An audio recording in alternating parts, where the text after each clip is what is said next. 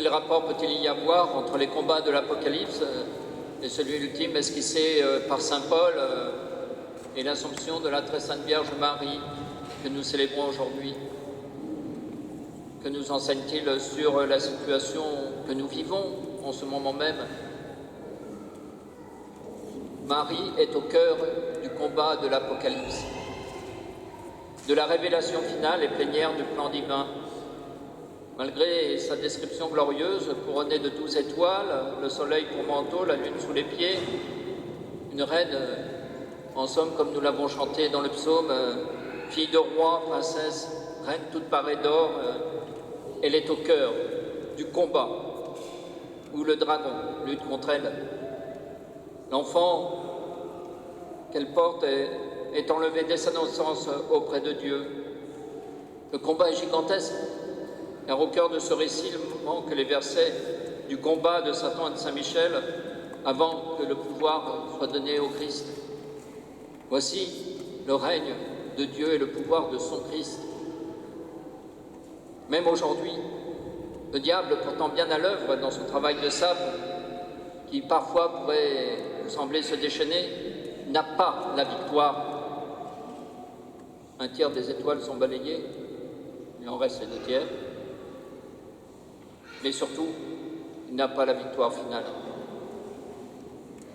Paul, lui, trace le combat ultime né de la victoire du Christ, du ressuscité, et dont le dernier ennemi, combattu victorieusement, qui sera anéanti, c'est la mort.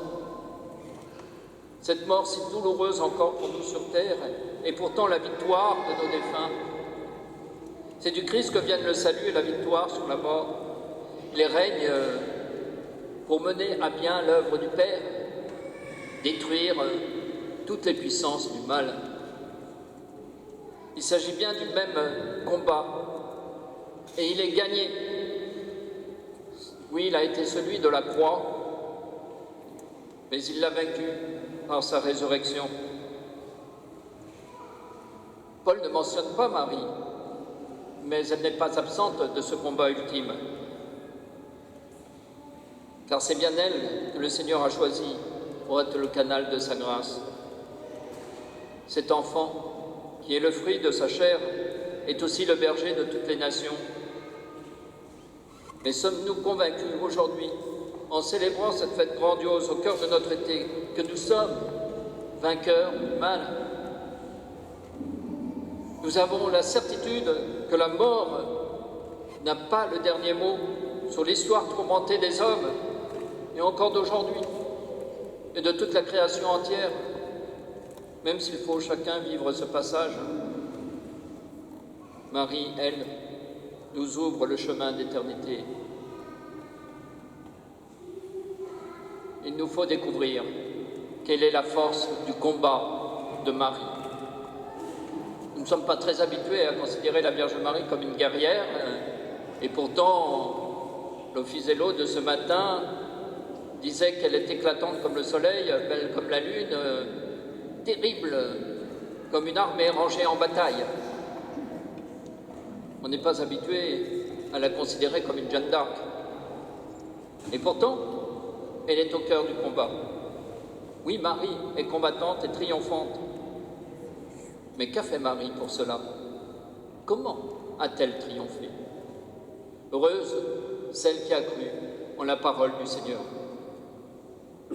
La réponse est bien dans la parole d'émerveillement et de reconnaissance d'Élisabeth, sa cousine. Tu es bénie entre toutes les femmes. Oui, elle est bénie, mais elle a aussi vaincu dans sa foi totale, entière, de consentement sans faille. Qu'est-ce qui est vainqueur du monde, c'est-à-dire du mal, nous dit saint Jean? C'est notre foi. C'est notre victoire aujourd'hui dans le moment présent que nous vivons. Tout est dans la réponse de Marie et dans son cantique, du Magnificat que nous venons de proclamer. C'est lui que nous devons garder aujourd'hui plus que jamais, que l'Église, dans sa grande sagesse, a reçu comme le cantique d'action de grâce de la fin de toute journée. Quelles sont les armes victorieuses de Marie? Aucun fait d'armes, aucune bravoure. Mais Marie nous révèle le secret de sa force et sa faiblesse. On traduit par humilité, mais ce n'est pas si exact. Marie est consciente du choix de Dieu et de l'abaissement de ce choix dans l'incarnation du Christ en elle. Il a regardé la bassesse de sa servante. Exactement. Elle n'est rien par elle-même, elle n'a rien sauf sa foi. Et si sa foi a un pouvoir plus fort que l'adversaire, c'est parce qu'il est d'abord un vide, un creux, où le Seigneur peut s'engouffrer et avoir la victoire en elle. C'est une mise à disposition d'elle-même. Son humilité n'est pas une vertu acquise, c'est un état, et un état permanent chez Marie. Marie, dit saint Bernard, a été choisie non pas à cause de ses vertus, ni même à cause de sa virginité, mais à cause de son humilité. L'Assomption de Marie marque la gloire de la victoire de la foi qui croit contre toute espérance. Marie fait partie de ce petit reste d'Israël, des Anawim, des pauvres de Dieu, des pauvres non pas matériellement, bien qu'elle ait vécu modestement avec Joseph, mais des pauvres en esprit. De la première béatitude, le premier mot de prédication de Jésus, de la charte de l'Évangile, elle l'a vécu pleinement. Dieu a tout fait en elle, et Marie s'est juste prêtée à son action. Elle n'a mis aucun obstacle. Ce n'est pas que les épreuves aient manqué, elle se retrouve au pied de la croix, mais elle a foi en la victoire de son Fils. Elle s'est offerte totalement au Christ. Et c'est pour cela qu'elle pourra recevoir aujourd'hui sa gloire en étant assomptée, c'est-à-dire emportée au ciel, corps et âme. Le cœur de la foi chrétienne est la résurrection du Christ. Et l'Assomption de la Vierge Marie en est le premier fruit. Elle est la première créature totalement rachetée, comblée totalement dans son corps glorifié et dans son âme de la béatitude céleste. Qu'en est-il pour nous? Marie le dit elle-même dans son Magnificat, il élève les humbles. Voici aujourd'hui pour Marie l'élévation inouïe, unique entre toutes, parce qu'elle a accueilli d'être mère de Dieu, parce qu'elle a gardé sa fidélité et la sainteté de l'Immaculée toute sa vie. Dans son endormissement terrestre, elle a été assomptée dans la gloire du Christ. Dans les noces du Christ et de son Église, Marie devance tous les autres êtres humains. Elle est la première de nous tous. Nous sommes tous appelés à la même gloire, même si la résurrection de notre corps ne se fera qu'à la fin des temps. Marie devient ainsi la nouvelle Ève, la nouvelle mère des vivants que nous sommes dans la grâce de notre baptême. Et comme le chantera la préface, elle est la parfaite image de l'Église à venir, aurore de l'Église triomphante, tout en soutenant notre espérance terrestre de l'éternité.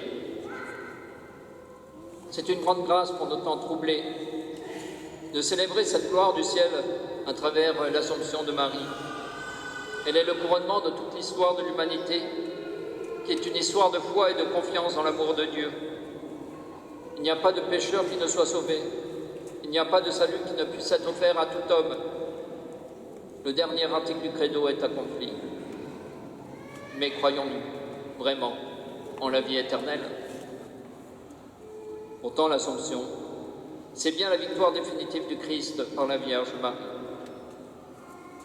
C'est notre propre victoire dans celle du Christ, et la Vierge Marie est là, à nos côtés. Amen.